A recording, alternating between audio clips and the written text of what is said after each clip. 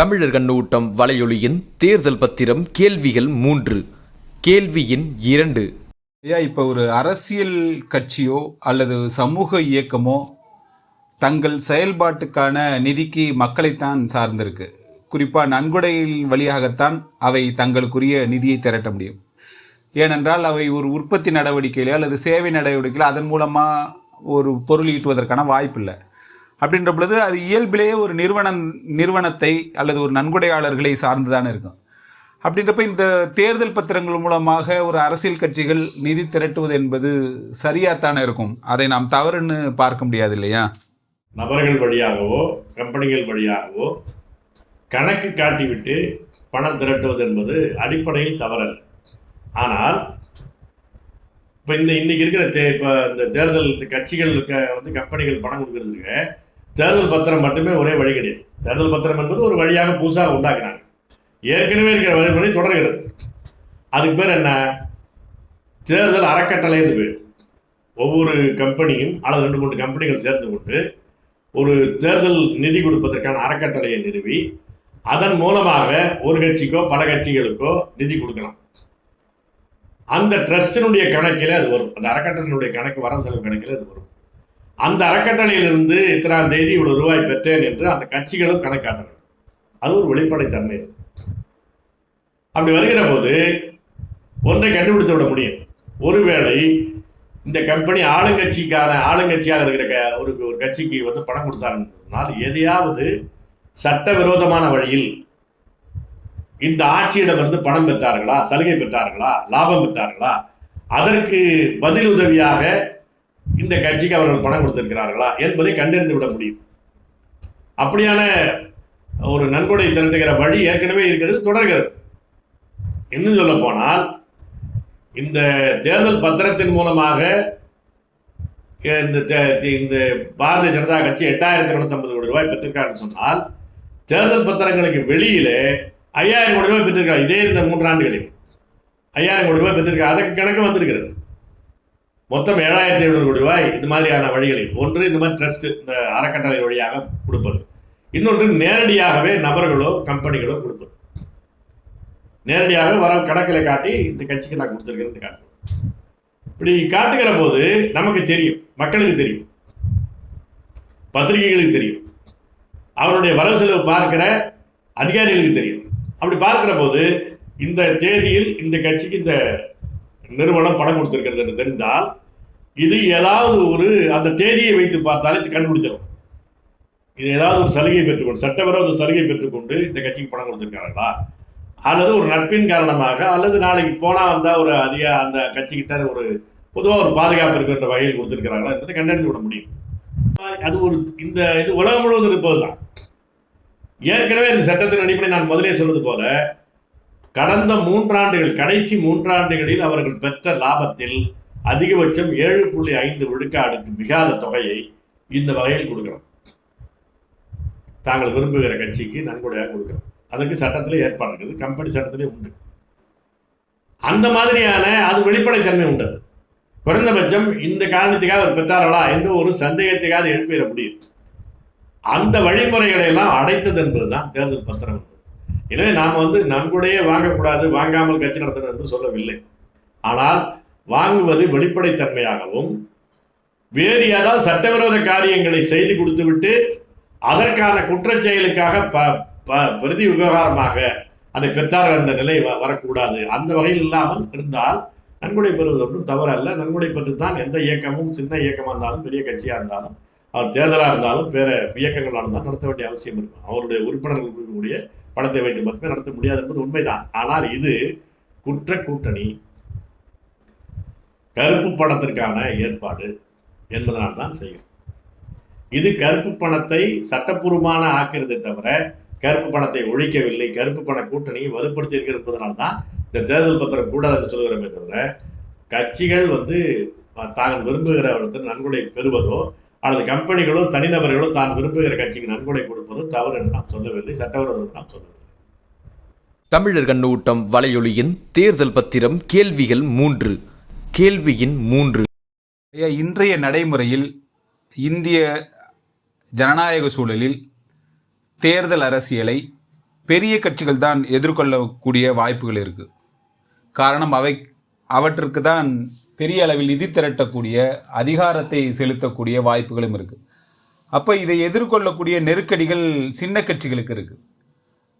ஏன்னு பார்த்தீங்கன்னா, இப்போ இந்த தேர்தல் பத்திரங்கள்லேயே ஒட்டுமொத்தமாக திரட்டப்பட்ட நிதியில் 50 விழுக்காடுக்கு மேலே பாரதிய ஜனதா கட்சி மட்டுமே ஆதாயம் பெற்றிருக்கு. தமிழ்நாட்டை பொறுத்தளவில் திமுக ஏறக்குறைய 660 கோடி ரூபாய் பெற்றிருக்கு. இதற்கு அடுத்த நிலையில் இருக்கக்கூடிய அதிமுக பார்த்திங்கன்னா 10 கோடிக்கும் குறைவாக தான் நிதி பெற்றிருக்கு. அப்போ இந்த சூழ்நிலையில் இந்த தேர்தல் அரசியலுக்கான மாற்றாக அல்லது இதை சிறிய கட்சிகள் எதிர்கொள்வதற்கான மாற்று நடவடிக்கை என்ன எடுக்க வேண்டும், என்ன சீர்திருத்தம் தேவைன்னு நீங்கள் கருதுறீங்க? இதில் என்னென்னா, இந்த பீஸ்மீலாக அதற்கான தீர்வுகள் என்பது இறுதி தீர்வாக பண்ண முடியாது. ஆனால் இருக்கிறதுக்குள்ள சில இந்த ஊழல் நடவடிக்கை குறைப்பதற்கான விஷயங்களை யோசிக்கணும். என்னென்னா, உலகம் முழுவதுமே என்ன அப்படின்னா, கட்சிகளும் கம்பெனிகளும் ஒன்றிணைந்து விட்ட அந்த குரோனி கேபிட்டலிசம் சொல்லக்கூடிய அந்த ஒட்டுறவு முதலாளியம் என்பது எல்லா நாடுகளிலும் இருக்கிறது. ஒரு குரோனி நெட்வொர்க், ஒரு ஒட்டுறவு, ஒரு ஒரு வலைப்பின்னல் என்பது கட்சிகளுக்கும் கம்பெனிகளுக்கும் வந்துவிட்டது. குறிப்பாக 1990 இந்த உலகமயம் என்ற பெயரால் வந்திருக்கிற உலக வேட்டை மயம் வந்ததுக்கு பிறகு கட்சிகளும் கம்பெனிகளும் இரண்டரை கலந்து விட்டன. கட்சிகளை கம்பெனிகளே நடத்துகின்றன மாறிவிட்டது. அந்த கட்சிகள் கம்பெனிகளால் நடத்தப்படக்கூடியதாக மாறிவிட்டது நிதி வகை. எனவே இது ஒரு ஒட்டுமொத்தமாக தீர்க்கப்பட வேண்டிய ஒரு பிரச்சனை. ஒரு ஒட்டுமொத்த சமூக எழுச்சி, மக்களுடைய கண்காணிப்பின் கீழான ஒரு மாற்று ஜனநாயகம், ஒரு இப்போது இருக்கிற இந்த பணநாயகம் என்ற வகையில் இருக்கக்கூடிய இந்த தேர்தல் அரசியல் முற்றிலும் மாற்றி அமைக்கப்பட வேண்டிய மிக அடிப்படையான பிரச்சனை இருக்கிறது. அது ஒரு நீண்ட ஒரு சிக்கல். இப்போது எப்படி சிறிய சிறிய கம்பெனிகளை விழுங்கி இந்த உலகமயம் தாராளமயம் என்ற பெயராலே அந்த வேட்டை மயத்தில் பெருங்குழுமங்கள் மேலாதிக்கம் செய்கின்றனவோ, கார்ப்பரேட் கம்பெனிகள் மேலாதிக்கம் செய்கின்றனவோ, அதே போல இந்த தேர்தல் அரசியலில் சின்ன சின்ன கட்சிகளை விழுங்கி பெரிய கட்சிகள் மேலாதிக்கம் செய்வது என்பது வளரும் போக்காக மாறியிருக்கிறது. இந்த கம்பெனிகள் கூட கம்பெனிகளுடைய பணத்தை சார்ந்து இந்த கட்சிகள் வர வர கம்பெனிகள் கூட என்ன நினைக்கிறாங்கன்னா, இந்த சின்ன சின்ன கட்சிகள்லாம் எதுக்கு, எவ்வளோ பேருக்கு நம்ம நன்கொடை கொடுக்கறது, எவ்வளோ பேருக்கு நம்ம பணம் கொடுக்கறது என்று இந்த சின்ன சின்ன கட்சிகளை தொந்தரவாக கம்பெனிகளை நினைக்கிறான். அதனால என்ன ஆயிடுதுன்னா, சின்ன கட்சிகள் பணம் பெறுவது மிகப்பெரிய சிக்கலாக இருக்கு. இந்த நன்கொடை பெறுவது மிகப்பெரிய பிரச்சனை. இப்போ நீங்களே எடுத்து சொன்ன உதாரணம் பாருங்க. தமிழ்நாட்டுக்குள்ள இப்போதான் எதிர்கட்சியாக மாறி இருக்கு அதிமுக. ஆனால் இந்த 2-3 ஆண்டுகளில் திமுக பெற்ற நன்கொடைக்கும் இவர்கள் பெற்றிருக்கிற பணத்துக்கும் என்ன எவ்வளோ பெரிய வேறுபாடு இருக்குது. அதிமுக பெற்றிருக்கிற தொகைக்கும் அந்த அளவுக்கு இருக்குது. அப்போ ஒரு ஆளும் நிலையில் நீங்கள் இல்லை என்று சொன்னால் இந்த கம்பெனிகளிடமிருந்து பணம் பெறுவது மிக கஷ்டம் என்பது தெரியும். அதிமுக அந்த கவலை கிடையாது. கண்டெய்னர்னா ஏற்கனவே பிடிச்சி வச்சிருக்கிறாங்க பணம். இந்த 2-3 ஆண்டுகளில் கிடைக்கலைங்கிற ஒரு குறையை தவிர அவர்கள் ஆட்சியில் இருந்தபோது அடித்த கொள்ளை அளவே அற்றது. கண்டெய்னர் லாரியில் பணம் பிடிபடுவது என்பதெல்லாம் இவர்கள் வந்த பிறகுதான்.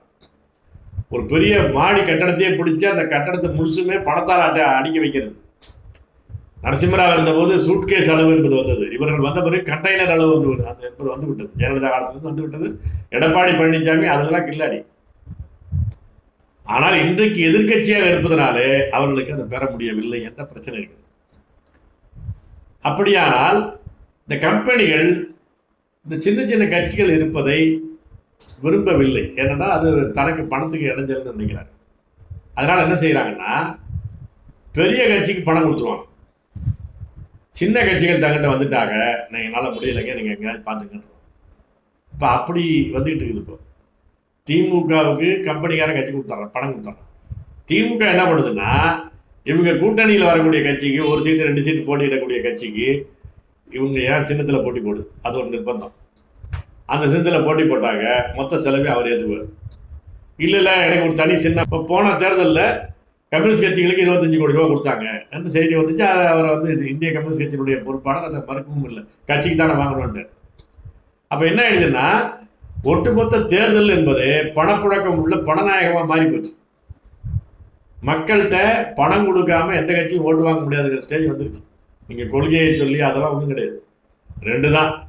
நான் வந்தால் உனக்கு 1000 ரூபா தருவேன், உனக்கு 6000 ரூபா தருவேன், உனக்கு 10,000 ரூபா தருவேன். இவர் இன்னொருத்தர் என்ன காங்கிரஸ் என்ன பண்ணிட்டாருன்னா, வருஷா வருஷம் பெண்களுக்கு 1,00,000 ரூபா டெபாசிட் போடுவேன். வருஷா வருஷம் 1,00,000 ரூபா பெண்களுக்கு போடுறதுன்னா என்ன ஆக போறாருன்னு தெரியல. எவ்வளவு கஜானால பணம் இருக்குமான்னு தெரியல. அடிச்சு விடுறான். இவர் இதை சொல்லிட்டாருன்னா அடுத்தவன் அதை தாண்டி சொல்றான். அப்ப இது என்ன ஆயிடுச்சுன்னா, அப்படியே லூட் பண்ணி அதை ஒரு கொள்ளையடிச்சு இதை ஒரு பகுதியை மக்களுக்கு கொடுத்துட்டு மக்களையும் இந்த கொள்ளையில் பங்காளிகளாக மாற்றுவது என்ற விஷயத்தில் இந்த தேர்தல் ஜனநாயகம் ஒட்டுமொத்தமாக மாறப்பட்டிருக்கு. இவன் கொள்ளையடிக்கிறான் என்பதை விமர்சிக்கிற மக்கள், ஜனநாயகம் செய்கிற மக்கள், எதிர்க்கிற மக்கள், அவன் சும்மா ஓட்டு கேட்குறான், எனக்கு பணம் கொடுத்துட்டு போட்டுமே என்று கேட்கிறார். ஒரு மாடி வீட்டில் வசதியாக இருக்கிறவங்க கூட அடுத்த வீட்டில் பணம் கொடுத்துட்டு போயிட்டான்னா எனக்கு உள்ள பணம் ஏன் கொடுக்கலன்னு சண்டைக்கு தான் போகிறான். சாலை மறியல்லாம் பண்ணுறாங்க, பணம் கொடுக்கல அப்படின்னு சாலை மறியல்லாம் பண்ணுறான். அப்போ என்ன ஆயிடுச்சுன்னா, இது ஒரு ஒட்டுமொத்த தேர்தல் அரசியல் என்பது படநாயகமாக மாறி போச்சு. அந்த படநாயகமாக மாறினதுல சின்ன சின்ன கட்சிகள் தற்சார்பாக இருக்க முடியாது. இப்போ நீங்கள் சீட்டு வாங்கும் போது நோட்டும் சேர்த்து வாங்கலாம், இதெல்லாம் பழைய காலத்துல வந்துருச்சு. நீங்கள் ஒரு தடவை ஜெயலலிதா பாமகவை ரொம்ப கடிஞ்சிக்கிட்டு பேசினாங்க. இனியும் அவனுக்கு சீட்டு கொடுக்க முடியும், நோட்டு கொடுக்க முடியும், எவ்வளோதான் என்கிட்ட போய் பேசிக்கிட்டே இருப்ப அப்படின்னு கேட்டாங்க. ஏன்னா இந்த கட்சிகள்லாம் என்ன பண்ணுவாங்கன்னா, ஓரளவுக்கு கொஞ்சம் சாதியை சொல்லியோ அல்லது ஏதோ ஒரு காரணத்தினால தனக்கு பின்னால் கொஞ்சம் மக்களை திரட்டி வச்சிருக்கிறாங்க. கூட்டணி பேரம் பேசும்போது ஒரு கட்டம் சீட்டு பேரம் பேசுவாங்க. ஏன்னா சீட்டு என்பது பணம் காய்க்கிற மரம்.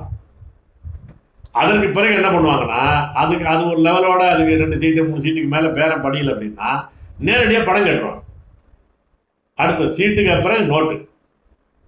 அதுக்கு என்ன காரணம் சொல்லுவாங்க, எங்கள்கிட்ட இவ்வளோ பேர் இருக்கிறான், அவன்லாம் சீட்டு கேட்பான், அவனுக்கு ஏதாவது பணம் கொடுத்து வாய் அடைக்கணும், அதுக்காக எனக்கு பணம் கொடுங்க அப்படின்னு கேட்பான். இது ஒரு வழிப்பறி. எப்படி இப்போ பிஜேபி என்ன பண்ணுறான், அந்த தேர்தல் பத்திரத்துக்கு இடி ஐடியை ரைடு விடுறான். எப்படி கத்தியை காட்டி பணம் பறிப்பாங்களோ அது போல இவன் இடி ஐடியை காட்டி கம்பெனிகளில் பணம் வாங்குது தேர்தல் பத்திரங்கிற பேரால். அப்படி வாங்குகிறது போது இவனுக்கு நம்பி இருக்கிற சின்ன சின்ன கட்சிகள் இருக்காங்கல்ல, அவனுக்கு சில்லறை வியாபாரம் பண்ண முடியும்.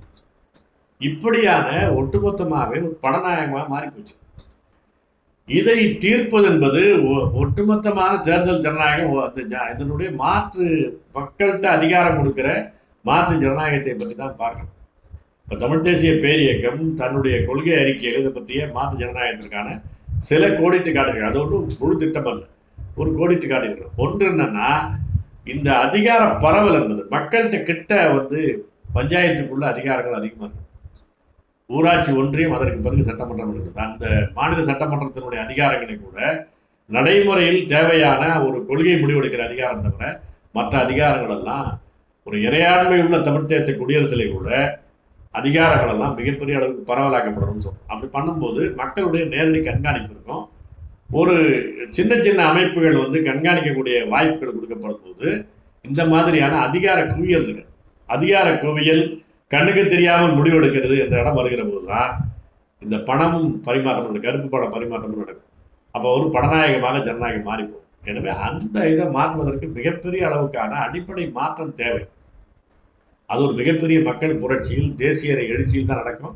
இப்போ இருக்கிற கட்டமைப்புக்குள்ள தேர்தல் ஜனநாயகத்துக்கும் நடக்குது. இப்போ என்ன செய்ய முடியும் அப்படின்னா, இப்பயே அதற்கான அரசாங்கம் போட்டிருக்கிற கமிட்டிகள்லாம் ஏற்கனவே ரொம்ப நாளாக போட்டு தான் பண்ணிட்டு இருக்கிறாங்க. அதுக்கான பரிந்துரையெல்லாம் சும்மா கிடப்பில் கிடைக்கும்.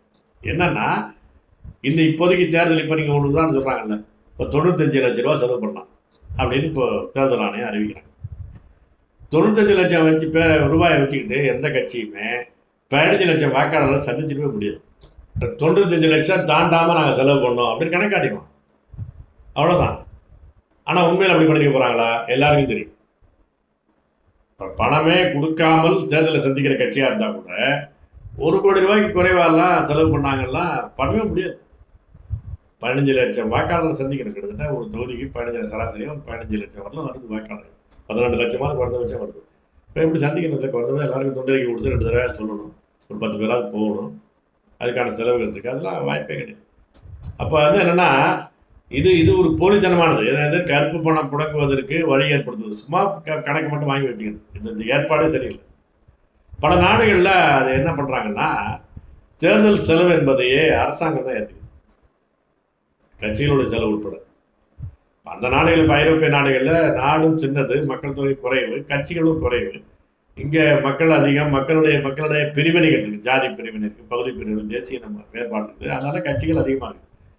அப்போ அதுக்கு தகுந்தாற் போல இங்கே ஏற்பாடு பண்ணணும். ஒரு கொள்கை அளவில் தேர்தல் செலவுகளை அரசாங்கம் ஏற்றுக்கொள்வது என்பதை செய்ய முடியும். அதற்கான வழிமுறைகள் ஒரு மாநில கட்சி, இந்த அனைத்து இந்திய கட்சி, இதுக்கான வழிகளில் நம்ம பண்ணலாம். இந்த பதிவு செய்யப்பட்ட கட்சி, அங்கீகரிக்கப்பட்ட கட்சி என்ற வகையில் அதற்கான வழிமுறைகளை பின்பற்றலாம். ஆனால் ஒரு கோட்பாடு, கொள்கை என்ற வகையில் அந்த தேர்தல் செலவுகளை அரசாங்கமே ஏற்றுக்கொள்வது என்ற முறைக்கு போகலாம். அது மாதிரி கட்சிகள் செலவு என்பது ஒரு ஒரு குறிப்பிட்ட இடத்துக்கு மேலே போகக்கூடாது. அதே மாதிரி எல்லாம் ஒரு வரம்பற்று கூட்டம் நடத்துறது, பேரணி நடத்துறது அதெல்லாம் கூடாது. வீடு வீடாக போய் துண்டறிக்கை கொடு, உன்னுடைய கொள்கையை சொல்லு, வாக்குறுதிகளை கொடு, அவ்வளோதான். இதை போட்டு பெரிய வாகன பேரணி நடத்தி நான் ரோட் ஷோ நடத்துவேன் பிரதமரே நிற்கிறது, பெரிய பெரிய அளவுக்கு மக்களை திரட்டி கூட்டம் நடத்துறது, இது எல்லாமே லிமிட் பண்ணணும். அதை கூட்டமே நடத்தக்கூடாதுங்கிறது இல்லை. அந்த கூட்டங்கள் எல்லாம் தேர்தல் நேரத்தில் இன்னும் அளவில் தான் நடத்தலாம் அப்படின்னு வரம்பு கட்டணும். இது எல்லாமே பண்ணி அந்த செலவு எல்லாமே அரசாங்கம் ஏற்றுக்கொள்வது என்ற முறைக்கு போகணும். எல்லாம் இந்த தேர்தலுக்காக இந்த கட்சிகளுடைய எல்லா வரவு செலவு கணக்கு என்பது இன்னும் ரிகரஸாக, இன்னும் நெருக்கமாக அரசாங்கத்தினுடைய கண்காணிப்புக்கு உட்படும். வெளிப்படைத்தன்மை இல்லாமல் யாரும் எங்கே நன்கொடை வாங்கக்கூடாது. அந்த நன்கொடைகளுக்கு வரம்பு இருக்கும். இந்த மாதிரியான வழிமுறைகள் பண்ணணும். இது எல்லாவற்றுக்கும் மேலாக மிக முக்கியமானது என்னன்னா மக்களுடைய விழிப்புணர்வு, மக்களிடம் இருக்கிற சுயமரியாதை, அது மிக முக்கியமானது. இவன் காசு வாங்குறதுக்கு போட்டி போட்டான்னா அவன் கொள்ளை அடிக்கிறதுக்கு போட்டி போடுவான். ஊர்ல இருக்கக்கூடிய ஆற்றை திருடி, மணலை திருடி, மலையை திருடி தான் அவன் பணம் சம்பாதிக்கிறான். நான் மலை இருக்கணும், ஆறு இருக்கணும், குளம் இருக்கணும், ஆனால் எனக்கு பணமும் வேணும்னு கேட்டால் எப்படி இது? இப்போ மக்கள் சுயமரியாதை பெறணும், தன்மானம் பெறணும். நீங்கள் நாம் பணம் கேட்க ஆரம்பித்தோம்னா அவனுக்கு லைசன்ஸ் கொடுக்குறோம். அவன் கேட்கலாம்ல, 5000 பணம் வாங்கி தானே இப்போ ஓட்டு போட்டால் நீ எப்படி என்ன கேட்பான்னு கேட்பான். என்ன சும்மா வந்துடும், அவனுக்கு என்ன வீட்டில் இருந்து கொடுத்துருவான் பணத்தை. பதவியின் மூலமாக பணம் பெறுவான், பணத்தின் மூலமாக திரும்ப பதவியை பெறுவான். இப்போ கொடுக்கல் வாங்கலாக மாற்றினதுல சம பங்காளிகளாக மக்கள் இருக்கிறாங்க, வாக்காளர் இருக்கிறாங்க. எனவே வாக்காளர் மகளிர் இந்த இளையோர்கள், புதிய வாக்காளர்களாவது விழிப்புணர்வு, சுயமரியாதை பெறணும். வாங்கக்கூடாது, தன் குடும்பத்தை சேர்ந்தவர்கள் வாங்கக்கூடாது. இது ஒரு குற்றத்தில் பங்கு பெறக்கூடிய பாவ பணம். குற்றம் செய்யாமல் ஒருத்தன் பணம் தரமாட்டான். நீங்கள் தெளிவாக வச்சுங்க. அவங்களுடைய பெருமைக்காக தான் ஒரு பதவி பெறணும், நானும் ஒரு எம்எல்ஏ கொடி கட்டி பறக்கணும் என்பதற்காக எவனும் தரமாட்டான். நாளைக்கு அதுக்கு பேர் சம்பாதிப்பதுன்னு பேர். நாளைக்கு சம்பாதிக்கிறதுக்கு நீ பணம் அது கிடையாது, கொள்ளையடிப்பது.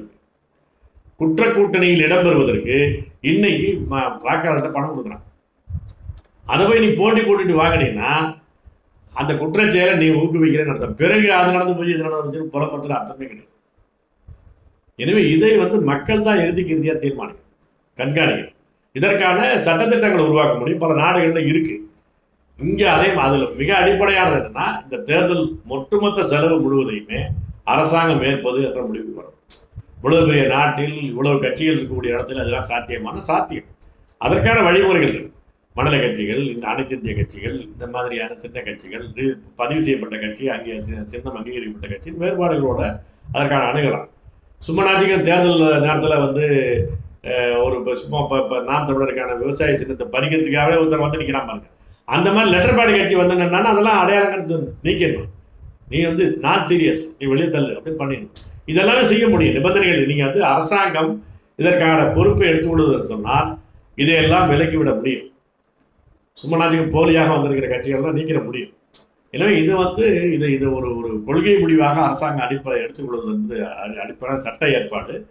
மக்கள் விழிப்புணர்வு என்பதுதான் மிக மிக அடிப்படை. இதெல்லாம் இல்லாமல் இந்த இருக்கிற தேர்தல், ஏன்னா ஒரு கற்பனைகள், கட்சிகள் கூட்டணி என்பது வந்ததற்கு பிறகு இதெல்லாம் ரொம்ப கற்பனைகள் தான் இருக்குது. இது ஒரு மிகப்பெரிய இப்போ இந்த இருக்கிற தேர்தல் ஜனநாயகத்துக்குள்ளேயே ஒரு செய்யக்கூடிய சீர்திருத்தம். ஆனால் ஒரு அடிப்படையான மாற்றம் இன்னைக்கு இருக்கிற ஜனநாயகமே கிடையாது. ஒரு தேசிய இன இறையாண்மையை அங்கீகரிக்கப்படாத போது ஜனநாயகத்தினுடைய தொடக்கமே வரலன்னு அர்த்தம்.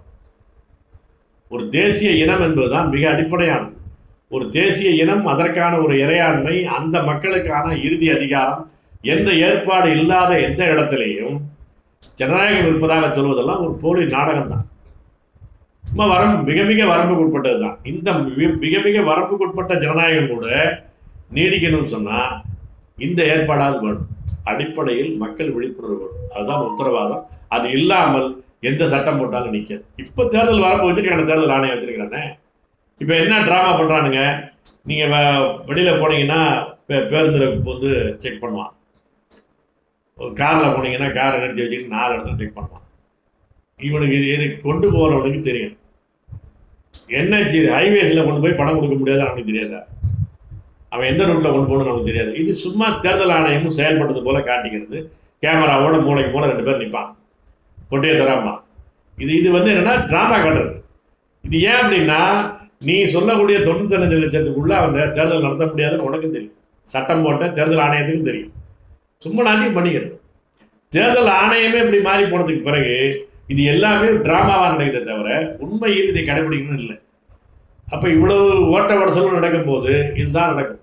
இந்த மாதிரியான இதெல்லாம் வந்து இதில் கட்சி வேறுபாடு இல்லை. இப்போ தகவல் அறிவு உரிமை சட்டத்திலிருந்து கட்சிகளை விலக்களிக்கிறோம்னு அரசாங்கம் சட்டம் போடும்போது, பிஜேபி சட்டம் போடும்போது எல்லா கட்சியும் தான் ஆதரிச்சான். ஏன்?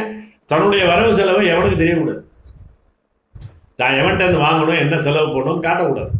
அப்படி மறைக்கிறது இல்லை. எல்லா கட்சியும் ஒன்று தான் இருக்கிறான். ஒருமித்த தீர்மானம் தான் இந்த சட்டம் நாடாளுமன்ற தீர்மானம் நிறைவேற்றி ஆர்டிஐயின் கீழே கட்சிகளுடைய தேர்தல் கணக்கு வரக்கூடாது என்று சட்டம் முன்மொழி வந்த போது எந்த கட்சி எதிர்த்தான்? அப்போ என்ன ஆகுதுன்னா, குற்ற பின்னணியில் வந்து வித்தியாசப்படுறான், அவ்வளோதானே தவிர கிளீன் கட்சின்னு எதுவும் கிடையாது. அப்படியான இருக்கும்போது இது என்னென்னா, இந்த மாதிரியான சீர்திருத்தங்களை கட்சிகள் சும்மா தான் தோற்று போகும்போது இதுதான் பேசிட்டு இருப்பான். இப்போ நீங்கள் வந்து இந்த பிரதிநிதித்துவ சட்டத்திலேயே மாற்றங்கள் வரணும், விகிதாச்சார பிரதிநிதித்துவம் வேணும், எல்லாமே எங்கே ஆரம்பிக்கணும்? அந்தந்த தேசிய இனங்களுக்கான இறையாண்மை. ஒரு தேசிய இனத்திற்கு ஒரு ஓட்டு, வெறும் எண்ணிக்கை பெரும்பான்மை கிடையாது. இப்போ நாடாளுமன்றம் வந்துச்சுன்னா அவன் மக்கள் தொகை ஏற்ப இருக்குது. சில பேர் என்ன தெரிவித்தவங்க சொன்னாங்க, நண்பர்களும் சில பேர் என்ன சொன்னாங்கன்னா, எல்லா மாநிலத்துக்கும் சம எண்ணிக்கை, எல்லா மாநிலத்துக்கும் சம எண்ணிக்கையில் நாடாளுமன்ற உறுப்பினர் இருக்கணும் அப்படின்னு. அப்படி பண்ணால் கூட இந்திக்கார 10 மாநிலத்தில் இருக்கிறானே, நீ 10 பேர்னா அவன் 100 பேர் வருவானே? வராது. சம எண்ணிக்கை கிடையாது. சமங்கிறது எப்போன்னா, இது ஒரு இறையாண்மை உள்ள ஒரு தேசம். இந்த தேசங்களின் கூட்டரசு நாடாளுமன்றம். அந்த நாடாளுமன்றத்தில் தமிழ் தேசிய இனத்திற்கு தொடர்பான விஷயத்தை தமிழ் தேசிய இனம் தீர்மானிக்கும். தமிழ்நாடு தொடர்பான ஒரு முடிவை தமிழ்நாடு ஓட்டு இல்லைன்னு சொன்னால் மற்ற 99 பேர் ஓட்டு போட்டால் கூட சட்டமாகாது. இப்போ உலக அரங்கத்தில் வச்சுருக்காங்க. இப்போ WTOவில் நடக்குது. அது மாதிரி இப்போ பன்னாட்டு காலநிலை மாநாடுகள் நடக்குது. அங்கெல்லாம் என்ன நடக்குது? ஒரு சின்ன நாடு, பிலிப்பைன்ஸ் மாதிரி ஒரு சின்ன நாடு, செஷல்ஸ் மாதிரி ஒரு சின்ன நாடு, அவன் எதிர்த்து வாக்களித்தா கூட ஒரு தீர்மானம் நிறைவேறாது.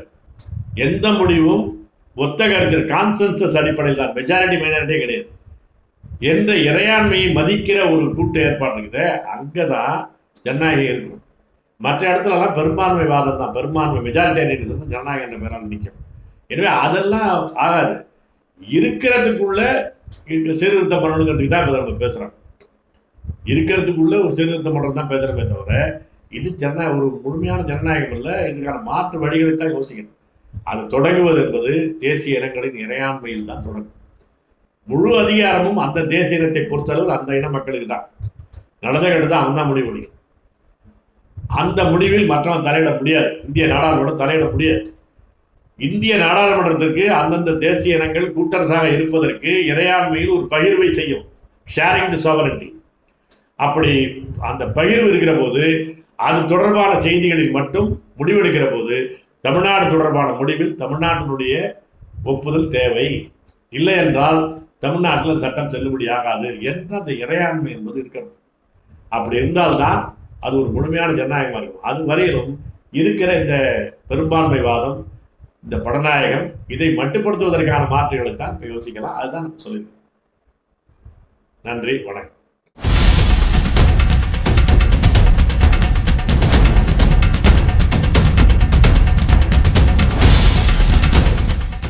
தமிழர்களுக்கு உரிய பொதுவான ஒரு வலையொலி என்ற ஏற்பிசையோடு இதை விரும்பக்கூடிய வகையில், ஏற்கக்கூடிய வகையில் சப்ஸ்கிரைப் செய்து இணையுங்கள்.